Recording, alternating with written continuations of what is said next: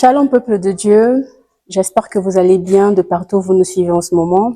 Nous sommes très heureuses de vous retrouver encore aujourd'hui pour notre émission que vous connaissez tous, Eau vive. Alors, comme vous pouvez le voir, nous sommes au mois d'avril et quand on parle d'avril, on parle de la Pâque, ce qui veut dire qu'aujourd'hui, nous allons aborder le thème sur la Pâque.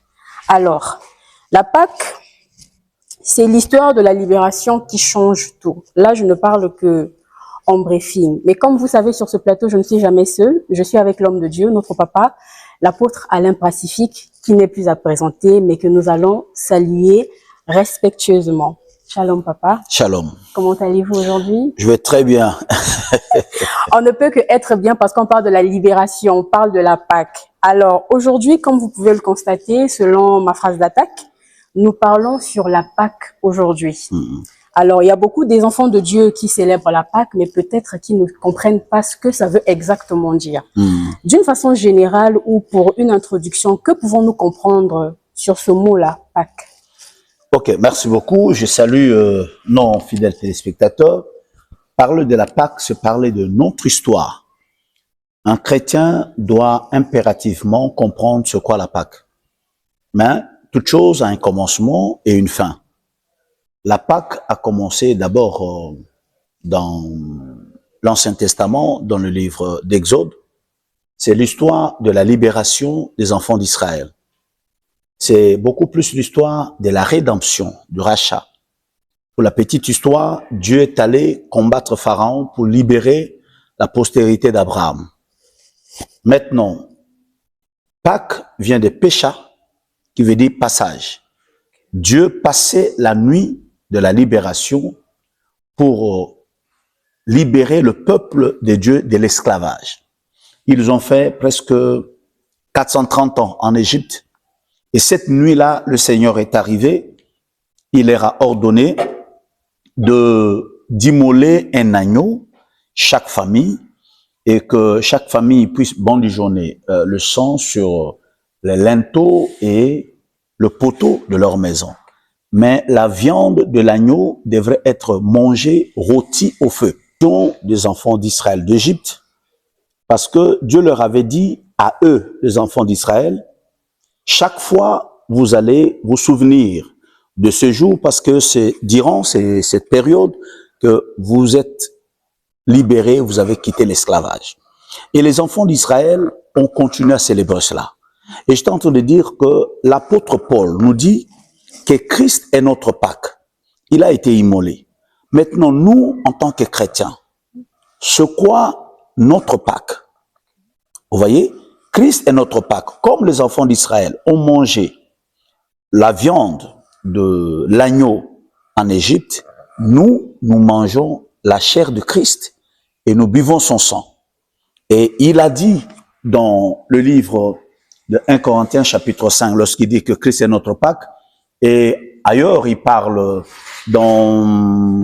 parlant de la Pâque, il dit dans Matthieu chapitre 26, il parle de sa chair et de son sang qu'il nous donne. Et il nous dit, chaque fois que vous le ferez, vous annoncerez ma mort jusqu'à ce que je revienne. Voilà un peu la Pâque pour nous, mais on peut aller plus en détail pour décortiquer un peu ce qu'est cette Pâque-là. Ok, si vous avez bien compris tout à l'heure, l'homme de Dieu a évoqué un point disant que notre Pâque aujourd'hui, c'est le Seigneur Jésus-Christ, qui consiste à manger sa chair et boire son sang. Ça sonne un peu trop fort. Comment est-ce que ça se fait aujourd'hui, dans notre siècle présent, quand on parle de manger sa chair et boire son sang? Comment est-ce que les gens sont censés comprendre ça? Tu as raison. Pourquoi? Parce que lorsque le Seigneur a dit ça dans Jean chapitre 6, ça scandalisait les gens. Donc, quand vous êtes dans Jean chapitre 6, verset 66, il dit, les disciples ont dit, cette parole est dure, qui peut l'entendre? Donc, ça sonnait tellement mal comme tu le dis. Mais le Seigneur dit, c'est l'esprit qui vivifie. La chair ne sert de rien. Et ceux qui n'ont pas compris, c'est ce qu'il va expliquer dans Matthieu 26, que je vous dis, et dans ce que l'apôtre Paul nous dit dans 1 Corinthiens 5, si vous me permettez. Je peux lire ça dans 1 Corinthiens chapitre 11, Écoutez ce que le Seigneur dit. Il dit ceci. Il dit, verset 23, 1 Corinthiens 11. Car j'ai reçu du Seigneur ce que je vous ai enseigné. C'est que le Seigneur Jésus, dans la nuit, fut livré, prit du pain et après avoir rendu grâce, le rompit et dit, ceci est mon corps qui est rompu pour vous. Faites ceci en mémoire de moi. De même, après avoir soupé, il prit la coupe et dit, cette coupe est la nouvelle alliance en mon sang. Faites ceci en mémoire de moi toutes les fois que vous en boirez. Car toutes les fois que vous mangez ce pain et que vous buvez cette coupe, vous annoncez la mort du Seigneur jusqu'à ce qu'il vienne. Donc, comme tu l'as dit, les Juifs, lorsqu'ils ont entendu cette parole, ils ont dit cette parole est dure. Mais de quoi parlait-il? Il parle de la communion à son corps et en son sang. Mais concrètement, il nous donne en forme de pain sans levain. Il dit ça c'est mon corps. Et le vin, il dit ceci est mon sang, c'est l'alliance en mon sang, la nouvelle alliance. Parce que Dieu marche avec l'homme sur base d'alliance. Avec Abraham, alliance. Avec Noé, Abraham. Avec Noé, alliance. Jésus arrive, alliance. Pourquoi l'alliance? Parce que Dieu veut une certitude, il veut une assurance que vous n'allez pas le trahir. Et voilà comment le Seigneur, en nous disant, mangez ma chair et buvez mon sang, ça se concrétise lorsque nous mangeons la Sainte Seine. Vous voyez, lorsqu'il y a le repas du Seigneur, on prend le pain sans levain. Pas le pain vendu dans la rue, on prend le vin, pas la grenadine ou bien quelque chose comme ça. Vous le prenez, vous rendez grâce, vous prenez, vous mangez et vous buvez. Et cet acte-là est tellement spirituel. Et l'Église, en mangeant la Sainte Seine, c'est ça notre Pâques. L'Église du Seigneur n'est pas liée à de fêtes de Pâques une fois par an. Non. Pas comme ça, parce que le Seigneur dit ici, toutes les fois que vous le ferez, vous annoncez la mort du Seigneur. L'Église primitive ne célébrait pas la Pâque une fois par an. Mais l'Église primitive avait l'habitude de prendre ce qu'on appelle la Sainte Seine ou le repas du Seigneur. Lorsque l'Église mange la Sainte Seine, pour l'Église, c'est ça notre Pâque, c'est ça notre commémoration. Nous nous rappelons de la mort du Seigneur. Encore une chose, aujourd'hui, on a dénaturé le sens de la Pâque. Lorsque vous parlez de la Pâque, on dit résurrection. Mais non, la Pâque n'a pas été l'histoire de la résurrection pour nous les chrétiens. Mais lorsque nous prenons la Sainte Seine, nous annonçons plutôt la mort du Seigneur. C'est un acte haut en couleur pour dire, il est mort, il a donné sa vie pour nous. Or, sa vie, sa mort, c'est cela notre rachat, notre rédemption. Sans rédemption, il n'y a rien. Certes, le Seigneur est ressuscité, nous sommes contents. Mais l'acte qui nous sauve, c'est la mort. Pourquoi? Parce qu'il a pris notre place. Il s'est substitué à nous. Nous avons été pardonnés. Nous avons vécu l'expiation, le pardon de nos péchés par sa mort. C'est pourquoi il dit, vous devez annoncer cela. Pourquoi on doit annoncer cela? Parce que le juste est mort pour les injustes. Le saint est mort pour les pécheurs. Ça surpasse de tout commentaire. C'est pourquoi l'Église, lorsque nous le faisons, nous devons prendre conscience que non, il était une fois, Dieu est venu sur la terre, sous la forme du Seigneur Jésus, comme agneau de la rédemption. Il est mort, lui qui était juste, il a pris notre place. Et maintenant, lorsque nous mangeons sa chair, nous buvons son sang, nous avons communion avec lui. Et c'est ça notre Pâques. Vous voyez, c'est ce que l'Église doit comprendre. Mais aujourd'hui, on est dans des festivités. Mais même les gens qui fêtent la Pâque, ils ne mangent pas la Sainte Seine, ils boivent rien, mais la Pâque est la Pâque, la Pâque. Donc, c'est un non-sens. Vous célébrez la Pâque, mais vous mangez ni la chair, vous prenez ni le sang. Mais à quoi ça vous sert la Pâque? Voilà le sens de la Pâque. Et quand vous allez dans d'autres églises, donc vous allez voir, non, soit le prêtre, il prend le communion, il mange tout seul, tout gros comme ça se lui, et il prend le vin, il boit tout seul, mais aux brebis, il leur donne de petits morceaux de communion, et ils ne prennent ni vin, rien. Donc ils ont précisément mangé la chair, mais ils n'ont pas bu le sang. Mais vous êtes en communion avec quoi? Vous n'êtes pas dans l'alliance. Voilà, l'Église doit restituer, doit faire exactement ce que le Seigneur veut faire. Donc le sens de la Pâque est celui-là. Okay. Et encore une chose, on ne peut pas être pécheur, continuer à pécher dans l'église et célébrer la Pâque.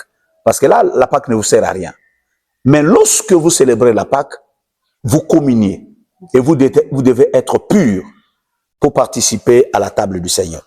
Donc, je m'arrête un peu là et on continue avec tes questions. J'espère que vous prenez note de partout où vous nous suivez en ce moment. Et comme vous l'aurez compris, la Pâque, elle dit beaucoup de choses. Je pense que c'est un thème qui est assez large, qui mérite quand même qu'on y accorde un peu plus de temps. Mais aujourd'hui, nous allons aborder un autre thème dans ce thème de la Pâque, qui est la célébration de la Pâque dans nos familles. Comment est-ce que cela est censé se produire? Ok. Merci beaucoup. Alors, dans nos familles, je ne vais pas dire que non, papa va aller fabriquer son pain sans levain, il prend son vin, et il appelle sa famille et ils vont prendre ça en catimini. Non, on ne parle pas de ça comme ça. Exactement. Mais aujourd'hui, nous spiritualisons la Pâque en famille. Je le dis, Christ est la parole. Nous devons apprendre à vivre la vie de Christ dans nos familles. C'est-à-dire, l'agneau doit être mangé dans la famille. C'est-à-dire, la parole, non seulement qu'elle est partagée à l'église, mais à la maison, les enfants de Dieu, la famille chrétienne doit partager la parole. Elle doit s'assembler devant le Seigneur dans la prière. Et il y a dans cette Pâque qui doit être célébrée à la maison, qui n'est pas la Sainte Seine, comme je viens de l'expliquer, mais une manière de vivre la vie de Christ dans la maison. Il y a la responsabilité du Père, il y a la responsabilité de la mère, il y a la responsabilité de l'enfant, parce que tous, nous mangeons le même pain. Le pain, c'est la parole. C'est-à-dire, en dehors de l'église, comme nous prions à l'église, le père doit prendre sa responsabilité. S'il est chrétien, il doit savoir sa responsabilité dans la vie des enfants. Il ne faut pas toujours être un papa absent, un papa qui ne s'assoit jamais avec ses enfants, qui ne leur montre rien. Il ne s'occupe pas de ses enfants, il n'a jamais causé avec les enfants, il est présent, mais tout en étant absent. Lorsqu'il est là, il regarde seulement le journal, il est sur son téléphone, maman aussi regarde le maboké, les enfants sont dans leur chambre avec leur téléphone, mais rien ne nous réunit. Or, Christ est notre Pâque. La parole doit nous réunir dans la maison. Bien que nous prions à l'église, mais à la maison, papa doit réserver du temps où il prie avec ses enfants, où il partage la parole en famille. Maman aussi doit apprendre à instruire ses enfants dans la voie du Seigneur. Dieu dit à Abraham, il dit, je l'ai choisi. C'est dans Genèse 18, verset 18, il dit, j'ai choisi Abraham, il va devenir une grande nation, mais je l'ai choisi pour qu'il montre à ses fils comment marcher dans la voie du Seigneur. Ça, c'est le Père. Il doit montrer à ses enfants la voie du Seigneur. Lui qui est chrétien. La maman qui est chrétienne, elle doit aussi instruire ses enfants sur des valeurs chrétiennes. Donc, on n'a pas seulement à donner la nourriture aux enfants, leur payer la scolarité, leur acheter des habits, mais ce qui est spirituel, on laisse à la charge du pasteur seul. Non, le parent doit prendre le relais à la maison. Exactement. Nous sommes nourris à l'église, mais à la maison, la prière doit se faire en famille et on doit aussi avoir le moment de partager la parole, même si pas chaque jour, parce que chaque jour, chacun prie à sa manière, mais le papa doit disposer du temps, maman doit disposer du temps, ou en ce temps-là, et la famille, vous êtes réunis, vous priez ensemble, ça crée la communion et les enfants vont marcher dans la voie du Seigneur. Mais les enfants aussi ont leurs responsabilités. Dans la parole, la Bible dit, les enfants doivent honorer leurs parents. Honore ton père et ta mère. Le premier commandement, avec une promesse, afin que tu vives longtemps et heureux sur la terre. Nous sommes dans une génération où les enfants sont vraiment connectés aux réseaux sociaux. De plus en plus, vous allez remarquer, je sais pas, mais les enfants sont beaucoup plus sur leur téléphone qu'à la télé. Exactement. Pourquoi? Parce que le programme de la télé ne les intéresse pas. Ils ont leur propre programme sur leur téléphone. Ils savent où aller, que voir, ils choisissent eux-mêmes. Alors, cette histoire-là nous crée un peu des ennuis. Des ennuis dans quel sens? Parce qu'il n'y a plus de communion. Exactement. Les enfants sont dans les chambres, vous savez pas ce qu'ils font. Les parents sont là, le papa, il regarde le journal. Maman, elle aussi, elle a son histoire. Et il y a une désunion. Okay. Or, les enfants doivent être instruits selon la voie du Seigneur et les enfants doivent honorer leurs parents. Les enfants ne doivent pas aujourd'hui manquer du respect à leurs parents, contrarier leurs parents, leur dire de grossièreté. Non, les enfants doivent être polis, être éduqués intellectuellement et être éduqués spirituellement. Et cela crée l'équilibre. C'est-à-dire, du côté spirituel, ils sont assis, et de côté aussi intellectuel, ils sont assis. Et là, vous avez un enfant qui a vraiment réussi. Donc, voilà un peu notre manière aussi de fêter la Pâque en famille, c'est-à-dire partager la parole. Chaque membre de la famille a sa responsabilité. Okay. Parce que devant le Seigneur, le père, le papa a un rôle, la maman a un rôle, les enfants ont aussi leur rôle dans la parole. Alors, quand nous sommes là réunis, ce que nous pratiquons, ce que nous mangeons s'appelle la parole et c'est aussi la Pâque en famille. Voilà ce que je voulais dire. Alors, je pense que vous l'aurez compris, quand on parle de Pâques à la maison, c'est vrai que nous venons à l'église tout le temps, mais nous venons pas à l'église pour être des spectateurs. Nous venons à l'église pour être des acteurs dans nos maisons, pour être des actrices dans nos foyers. Et lorsque nous venons apprendre à l'église, nous apprenons justement pour transmettre ces valeurs dans nos maisons avec nos enfants. Okay. Et dit-on pas que dans la Bible, si tu crois au Seigneur Jésus-Christ, tu seras sauvé, toi et toute ta famille. Voilà. C'est en ce moment-là que vous mettez en pratique tout ce que vous apprenez ici à l'église. Mais papa, en ce qui concerne les enfants, par exemple, oui, il y a des enfants qui sont, je sais pas si je dois dire irrécupérables, tordus, ou bien ils sont peut-être possédés, mais il y a des enfants qui donnent vraiment du fil à retordre à leurs parents. Et des fois, on dit que l'enfant qui n'écoute pas, il faut appliquer, il faut taper, il faut faire ceci. Un père ou une mère face à cet enfant-là, comment il est censé se comporter? Ok, c'est vrai, il y a ça. Lorsque nous lisons la Bible, nous voyons que nous avons un sacrificateur qui s'appelait Élie. Il a servi Dieu jusqu'à la fin de sa vie, mais on voit que ses enfants se sont mal comportés. On voit un prophète comme Samuel, qui était un grand prophète, mais ses enfants se sont comportés très mal. Et qu'est-ce que le parent doit faire? Ils ne vont pas tuer l'enfant, ils ne vont pas le chasser, mais ce qu'il doit faire, c'est que dans la prière, on doit prier pour cet enfant-là et toujours l'accrocher, il ne faut pas le lâcher. Pourquoi? Parce qu'il y a certains enfants qui sont capricieux, qui sont têtus, mais peut-être demain, ils seront des véritables chrétiens. Exactement. Pourquoi? Parce que souvent aussi, dans nos familles chrétiennes, Dieu veut se rendre important dans chaque vie. Parce que des fois, des enfants qui sont nés de parents chrétiens ont tendance à dire non, moi je n'ai pas connu cette vie-là, moi je suis né totalement dans le Seigneur, moi je suis pas concerné par ceci. Mais d'une manière, ils passent par là pour qu'ils comprennent l'importance de la rédemption. C'est-à-dire, malgré que ton père était chrétien, malgré que ta mère était chrétienne, tu avais besoin d'être sauvé, toi-même personnellement. On n'est pas sauvé derrière sa mère, on n'est pas sauvé derrière son père, mais on est sauvé individuellement parce qu'on a cru. Alors, il faut, parce qu'il y a des choses que Dieu permet pour que ses attributs soient connus. C'est-à-dire, s'il n'y avait pas de pécheur, on n'allait pas connaître Dieu comme sauveur. Exactement. S'il n'y avait pas de malade, on n'allait pas connaître l'attribut de Dieu comme étant guérisseur. S'il n'y avait pas de pauvre, on n'allait pas connaître son attribut comme le pourvoyeur.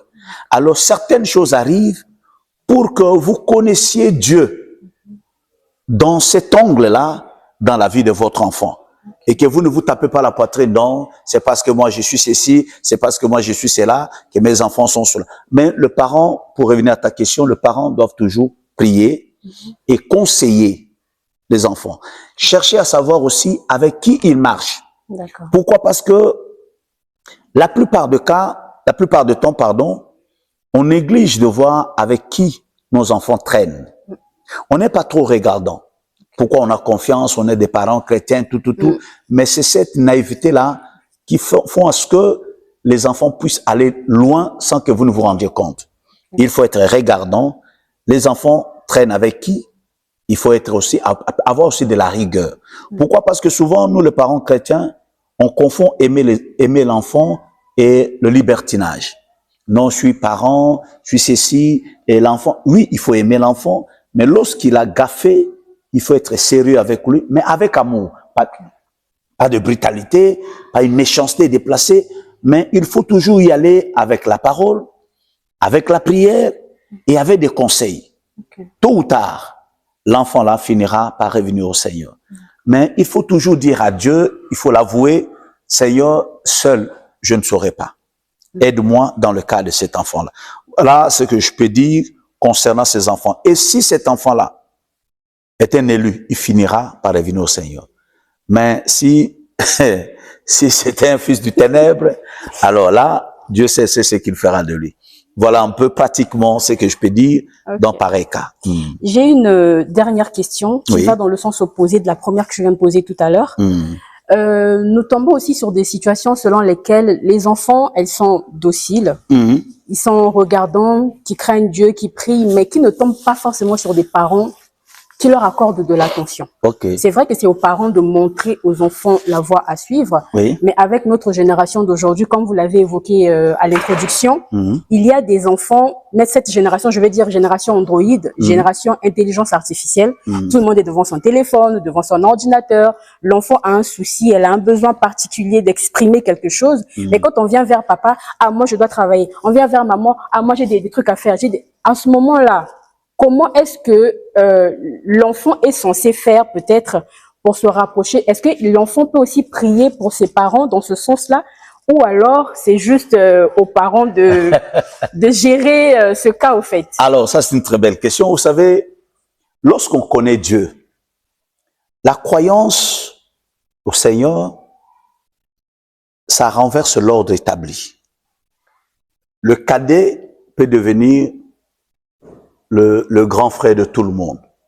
Pourquoi? Parce que lorsqu'on connaît Dieu, il y a une sagesse que Dieu nous donne. Et j'ai vu de frères, de jeunes, amener leurs parents au Seigneur. C'est-à-dire, le Seigneur est venu dans la famille par le truchement d'un enfant. C'est l'enfant qui a connu le Seigneur et le Seigneur va entrer par cet enfant pour que ses parents viennent.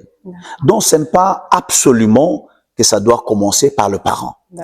Il y a des familles où les enfants connaissent Dieu, mais pas le parent. Mais qu'est-ce que les enfants doivent faire?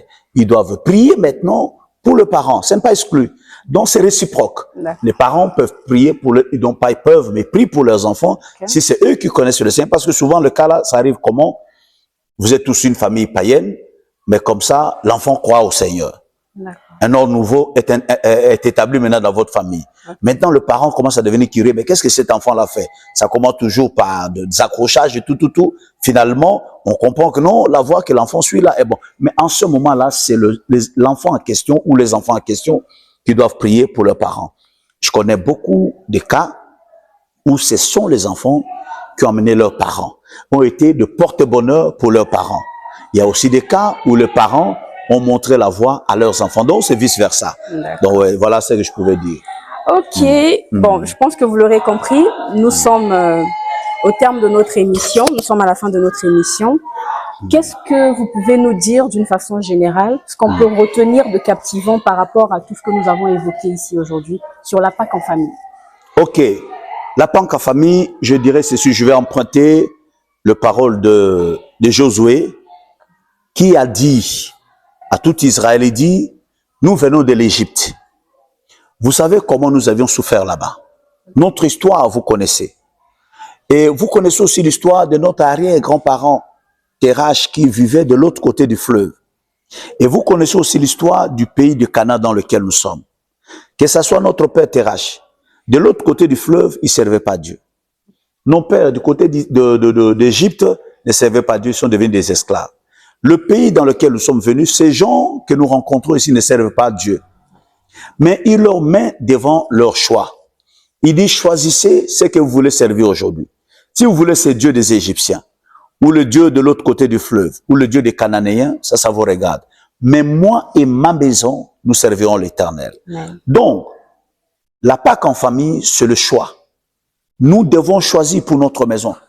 Je n'ai que faire de voisins qui ne veulent pas. Si je les aborde, ils ne veulent pas, c'est leur affaire. Mais moi et ma maison, nous devons servir l'Éternel. C'est ça la Pâque en famille.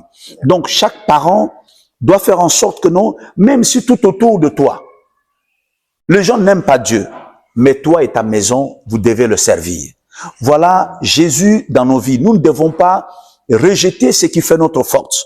Parce que ce qui fait la force des enfants de Dieu, c'est la parole, c'est la pureté, c'est la sainteté, c'est la foi en Dieu. Et tout cela constitue l'animal que nous mangeons, l'agneau que nous mangeons. Et c'est ça ce qui fait notre force.